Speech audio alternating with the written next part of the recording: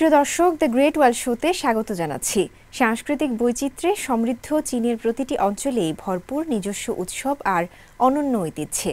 তাই তো চীনকে বলা হয় উৎসবের দেশ।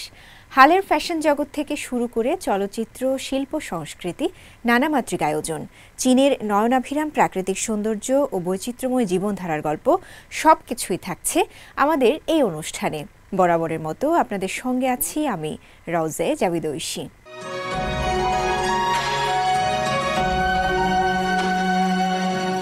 চীনের সর্বোচ্চ স্তরের ক্রীড়া আসর ১৫তম ন্যাশনাল গেমস গেল রোববার দক্ষিণ চীনের কুয়াংতং প্রদেশের কুয়াংচৌ শহরে এই আয়োজনের উদ্বোধন করেন দেশটির প্রেসিডেন্ট শি জিনপিং।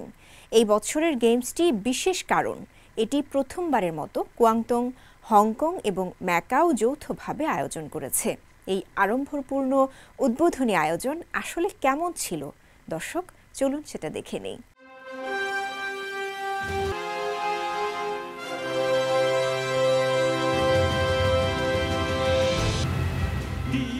উৎসবমুখর টর্চ রিলে দিয়ে ১৫তম ন্যাশনাল গেমসের উদ্বোধনী অনুষ্ঠান শুরু হয়। চীনের খ্যাতনামা ক্রীড়াবিদরা টর্চ বহন করেন।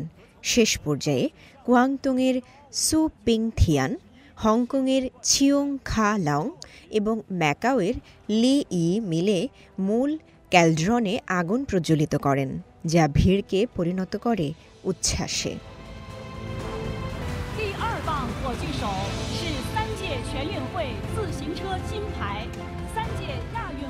অনুষ্ঠানটি shared roots, shared heart, shared dream থিমে ভাগ করা হয়।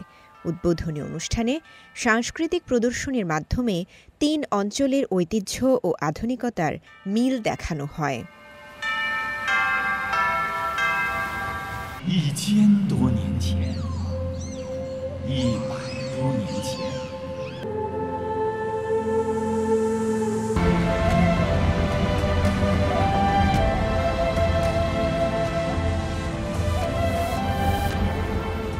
শেয়ার্ড রুটস অংশে নৃত্যশিল্পীরা রোবটের সঙ্গে চাইনিজ বেনু বাজান। লিংনান সংস্কৃতিকে তুলে ধরা হয় ক্যান্টোনিজ অপেরার মাধ্যমে।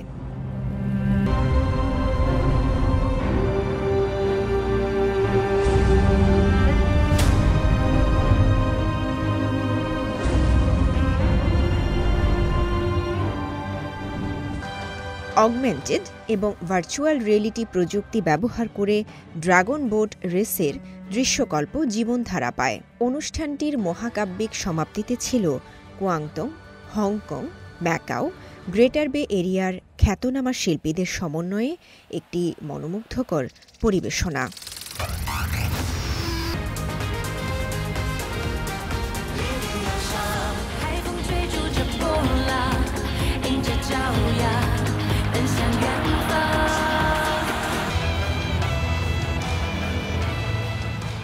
এর আগে উদ্বোধনী অনুষ্ঠানে চীনের প্রেসিডেন্ট শি জিনপিং গেমসের উদ্বোধন ঘোষণা করেন।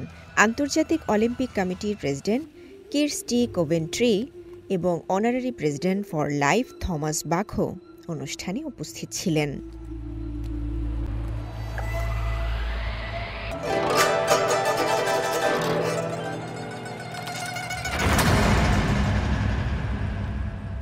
পনেরোতম ন্যাশনাল গেমস আগামী ২১ নভেম্বর পর্যন্ত চলবে।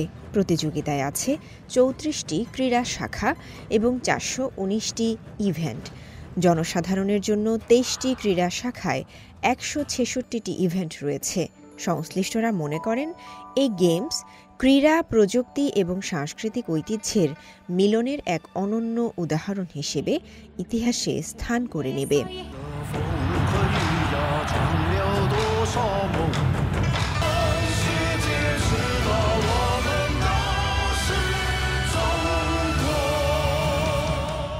রওজে জাবিদ ঐশী, সিএমজি বাংলা। বিশ্বব্যাপী বোঝাপড়া, সংযোগ এবং সহযোগিতা বাড়াতে শিক্ষা ও গণমাধ্যমের ভূমিকা নিয়ে চীনের সিয়ান শহরে অনুষ্ঠিত global south media partnership mechanism এবং ১৩তম গ্লোবাল ভিডিও মিডিয়া ফোরামে আলোচনা হয়েছে। এতে অংশ নেন বিভিন্ন দেশের নীতি নির্ধারক, আন্তর্জাতিক সংস্থার প্রতিনিধি এবং গণমাধ্যম ব্যক্তিত্বরা। এই সম্মেলনে শিক্ষা ও গণমাধ্যমের সংযোগের গুরুত্ব তুলে ধরেন তরুণ শিক্ষাবিদ ডক্টর লিউ লি। চীনের উত্তর পশ্চিমাঞ্চলীয় শহর সিআন, যেখানে সম্প্রতি গ্লোবাল সাউথ মিডিয়া পার্টনারশিপ মেকানিজমের উদ্বোধন এবং ১৩তম গ্লোবাল মিডিয়া ফোরাম একত্রে অনুষ্ঠিত হয়। এতে অংশ নেন শতাধিক আন্তর্জাতিক প্রতিনিধি, নীতি নির্ধারক, মিডিয়া নেতৃবৃন্দ এবং শিক্ষাবিদরা, যাদের লক্ষ্য বিকাশমান দেশগুলোর কণ্ঠস্বরকে বিশ্বমঞ্চে আরও জোরালোভাবে উপস্থাপন করা। ফোরামে অংশগ্রহণকারী সিআন লিয়াংচিয়াথান ইন্টারন্যাশনাল স্কুলের প্রতিষ্ঠাতা অধ্যক্ষ ডক্টর লিউ লি সিসিটিভিকে দেয়া বিশেষ সাক্ষাৎকারে বলেন, শিক্ষা ও মিডিয়া উভয়ই বৈশ্বিক সহযোগিতা বাড়াতে গুরুত্বপূর্ণ ভূমিকা রাখতে পারে। তরুণ ডক্টর লিউলির কাছে সবচেয়ে বড় বিষয় হচ্ছে সংযোগ এবং একীভূতকরণ। শিক্ষা এবং মিডিয়া একত্রে কাজ করলে মানবিক বোঝাপড়া ও বৈশ্বিক সম্প্রীতি গড়ে তোলা সম্ভব বলে মনে করেন তিনি। ফোরামের উদ্বোধনীতে তার স্কুলের শিক্ষার্থীদের পরিবেশনা সবার প্রশংসা করায়। ডক্টর লিউ জানান, আন্তর্জাতিক পরিবেশে বেড়ে ওঠা শিক্ষার্থীরা কেবল জ্ঞান নয়, সংস্কৃতিরও দূত হয়ে উঠছে। আমার স্কুলের শিক্ষার্থীদের এমনভাবে গড়ে তোলা হচ্ছে যেন তারা অন্তত দুটি ভাষায় আত্মবিশ্বাসের সঙ্গে চীনের গল্প বলতে পারে। বিশ্বকে জানাতে হবে সহযোগিতা এবং সহাবস্থানের বাস্তব চিত্র। তিনি জানান, এই বিদ্যালয়ে বর্তমানে ৫০টিরও বেশি দেশের শিক্ষার্থী পড়াশোনা করছে, যাদের মধ্যে রয়েছে কাজাখস্তান, দক্ষিণ আফ্রিকা, পাকিস্তান, ভিয়েতনাম ও কম্বোডিয়ার ছাত্রছাত্রীরা। একজন পাকিস্তানি অধ্যাপক, যার সন্তান এই স্কুলে অধ্যয়ন করেন, তিনি জানান, তার সন্তান ফোরামের মঞ্চে পারফর্ম করেছে, যা ছিল এক গর্বের মুহূর্ত। তরুণদের এমন একটি প্রজন্ম আমাদের চাওয়া, যারা সংস্কৃতিতে আত্মবিশ্বাসী এবং বৈশ্বিক সহমর্মিতায় সমৃদ্ধ, যারা বিশ্বকে একসঙ্গে এগিয়ে নিয়ে যেতে পারবে। সিয়ান শহর এখন কেবল ঐতিহাসিক নয়, আন্তর্জাতিক শিক্ষার নতুন কেন্দ্র হিসেবেও আত্মপ্রকাশ করছে। শিক্ষা, গণমাধ্যম ও সংস্কৃতির এই মিলনেই ফুটে উঠছে এক নতুন গ্লোবাল সাউথ, যেখানে সংযোগ, বোঝাপড়া এবং ভাগাভাগি উন্নয়নই ভবিষ্যতের চাবিকাঠি। আল আমিন আজাদ, সিএমজি বাংলা। সম্প্রতি ঢাকায় অনুষ্ঠিত হয়েছে এক বিশেষ ভিডিও বিনিময় অনুষ্ঠান, দ্য টেল অফ হারমোনি, চ্যাং হর সাথে স্থল ও জলপথে যাত্রা। অনুষ্ঠানে দক্ষিণ পূর্ব এশিয়ার ইতিহাস, মানুষের জীবনযাত্রা এবং সীমান্তের ওপারের গল্পগুলো উঠে আসে স্বল্প দৈর্ঘ্য ভিডিও এবং বক্তাদের আলোচনার মাধ্যমে। তরুণ শিক্ষার্থীদের অংশগ্রহণ এই আয়োজনটিকে আরও বেশি প্রাণবন্ত করে তোলে। ঢাকা বিশ্ববিদ্যালয়ের কনফুসিয়াস ইনস্টিটিউটে অনুষ্ঠিত হল চীন বাংলাদেশ স্বল্পদৈর্ঘ্য ভিডিও বিনিময় অনুষ্ঠান, দ্য টেল অফ হারমোনি, চ্যাং হর সাথে স্থল ও জলপথে যাত্রা। আয়োজন করেছে ঢাকা বিশ্ববিদ্যালয়ের কনফুসিয়াস ইনস্টিটিউট এবং চীনের ইউনান প্রদেশের রেডিও ও টেলিভিশন প্রশাসন। সোমবার সকালে আয়োজিত এই অনুষ্ঠানে প্রদর্শিত হয় মালয়েশিয়া, ইন্দোনেশিয়া, কম্বোডিয়া সহ দক্ষিণ পূর্ব এশিয়ার বিভিন্ন দেশের ইতিহাস ও আন্তঃসম্পর্ককে কেন্দ্র করে নির্মিত বেশ কয়েকটি স্বল্প দৈর্ঘ্য ভিডিও। প্রতিটি ভিডিওতেই উঠে আসে সাংস্কৃতিক মিল অমিল, মানুষের জীবনযাত্রা এবং সীমান্তের ওপারে থাকা নতুন গল্প। মিডিয়া মানুষের মধ্যে শান্তি ও বোঝাপড়া তৈরি করতে শক্তিশালী ভূমিকা রাখে।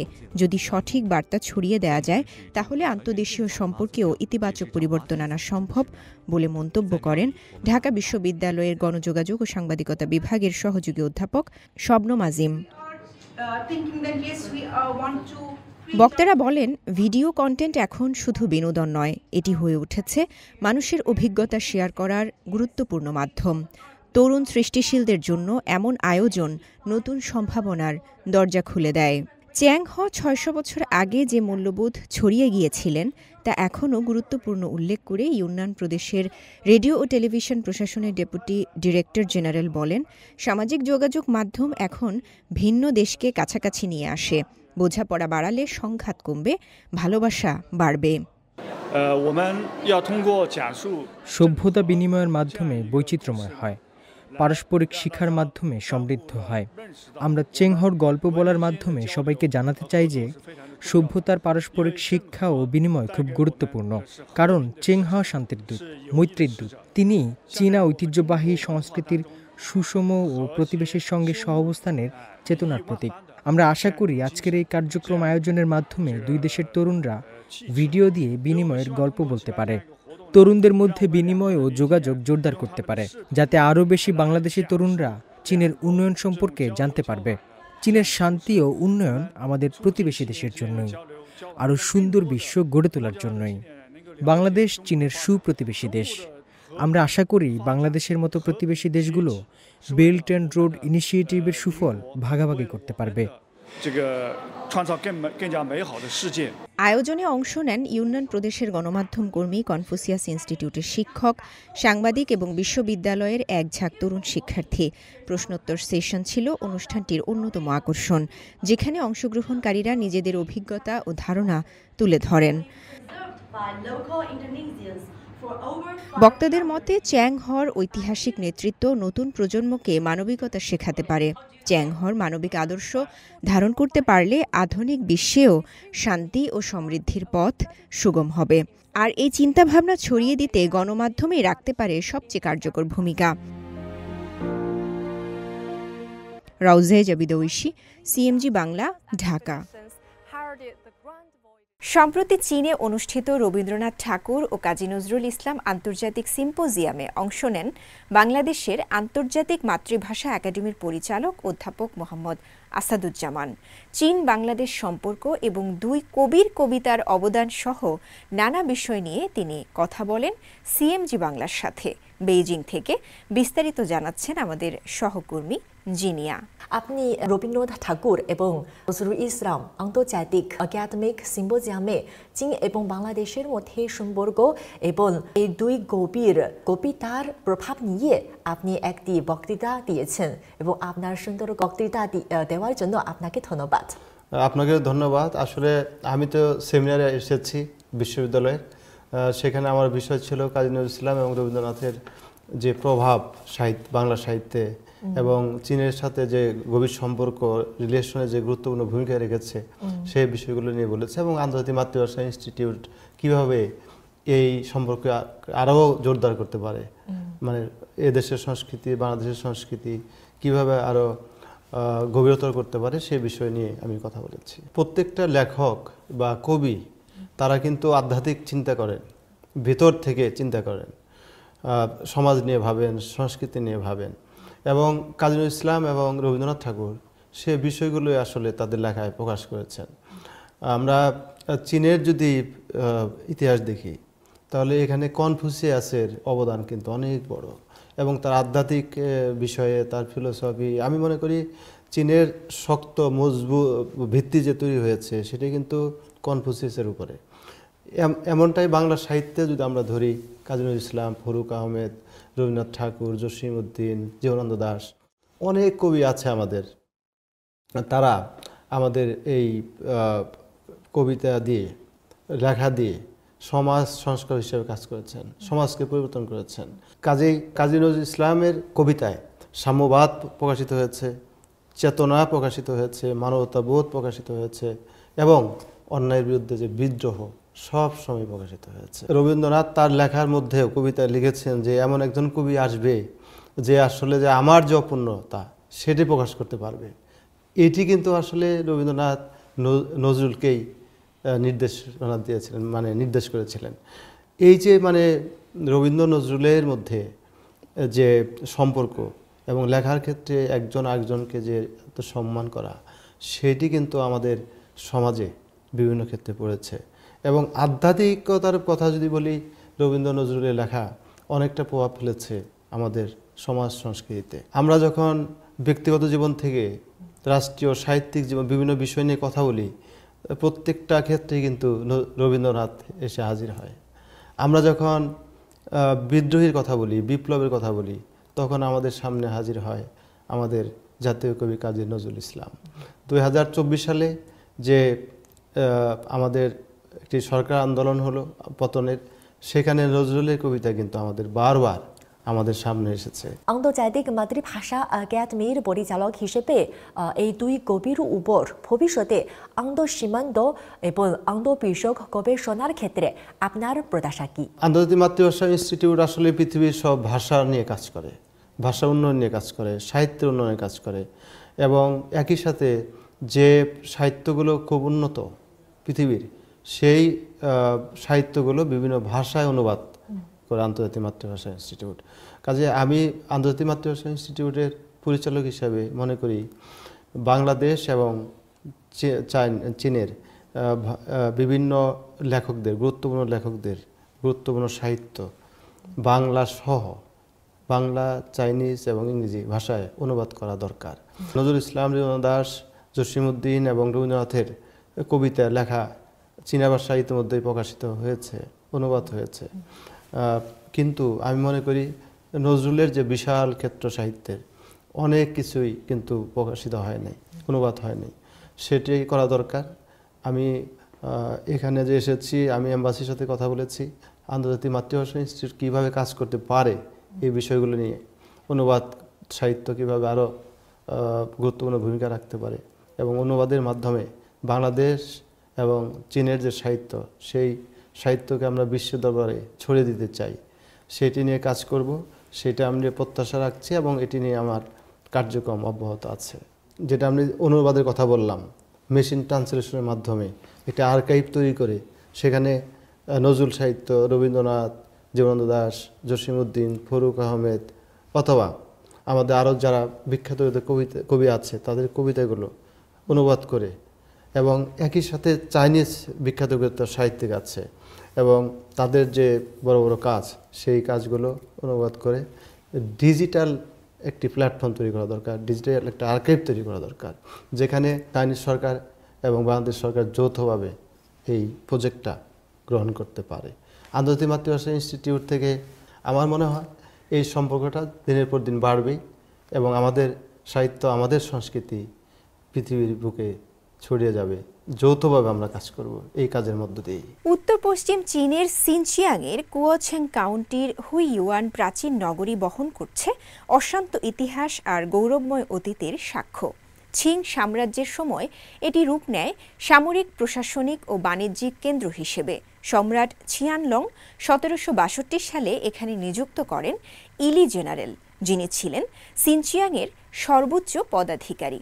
নদীর ক্ষয়ে পুরনো শহরের অর্ধেক বিলীন হলেও পরে গড়ে ওঠে নতুন হুইইউয়ান নগরী, যাকে বলা হতো ক্ষুদ্র বেইজিং। চলুন ঘুরে আসা যাক হুইইউয়ান থেকে। উত্তর পশ্চিম চীনের সিনচিয়াং উইগুর স্বায়ত্তশাসিত অঞ্চলের হুইইউয়ান প্রাচীন নগরী একসময় দেখেছিল সাম্রাজ্যের উত্থান পতন আর এক গৌরবে ভরা যুগ। বর্তমানে ইলি কাজাক স্বায়ত্তশাসিত প্রিফেকচারের হুয়োছেং কাউন্টিতে থাকা এই প্রাচীন নগরী একসময় ছিল ছিং রাজবংশের উত্তর পশ্চিম সীমান্তের প্রাণকেন্দ্র। ছিং সম্রাট ছিয়ানলং সিনচিয়াং অঞ্চলের শাসন ব্যবস্থা সুদৃঢ় করতে এখানে ইলি জেনারেল নামের সর্বোচ্চ সামরিক ও প্রশাসনিক পদ সৃষ্টি করেন এবং গড়ে তোলেন হুইইউয়ান নগরী। ইলি কমান্ডারি ছিল ছিং রাজবংশের কেন্দ্রীয় সরকারের নিযুক্ত সর্বোচ্চ প্রশাসনিক কর্মকর্তার সরকারি বাসভবন। এই ভবন ঘিরেই গড়ে ওঠে হুইইউয়ান শহর। ইতিহাসে এটি দুভাগে বিভক্ত, পুরনো শহর ও নতুন শহর। ছিয়ানলং সম্রাট বুঝতে পারেন ইলি অঞ্চলটি ভৌগোলিক কারণে কৌশলগতভাবে বেশ গুরুত্বপূর্ণ, তাই 1762 সালে ইলি জেনারেল পদ প্রতিষ্ঠা করা হয় এবং পরের বছর থেকেই পুরনো হুইইউয়ান শহরের নির্মাণ শুরু হয়। পুরনো হুইইউয়ান শহর গড়ে তোলা হয় ইলি নদীর উত্তর তীরে, কিন্তু সময়ের সঙ্গে নদীর পানি শহরের ভূমিকে গ্রাস করে। 40 বছরের মধ্যে শহরের অর্ধেকই বিলীন হয়ে যায় এবং পুরনো শহর প্রায় পরিত্যক্ত হয়ে পড়ে। আজও সেই পুরনো শহরের পূর্ব ও উত্তর প্রাচীর টিকে আছে। ইলি নদীর গর্ভে তলিয়ে গেছে দক্ষিণ ও পশ্চিম দিকের প্রাচীর। 1882 সালে ইলি জেনারেল চিন শুন সম্রাটের কাছে নতুন শহর গড়ার আবেদন করেন। এরপর উত্তর পশ্চিমে গড়ে তোলা হয় নতুন হুইইউয়ান শহর। 1893 সালে ইলি জেনারেলের সরকারি ভবন স্থানান্তরিত হয় এই নতুন শহরে। এতে শহরটি হয়ে ওঠে বাণিজ্য ও সংস্কৃতির প্রাণকেন্দ্র। তখন নতুন এ নগরী পরিচিতি পায় মিনি বেইজিং নামে।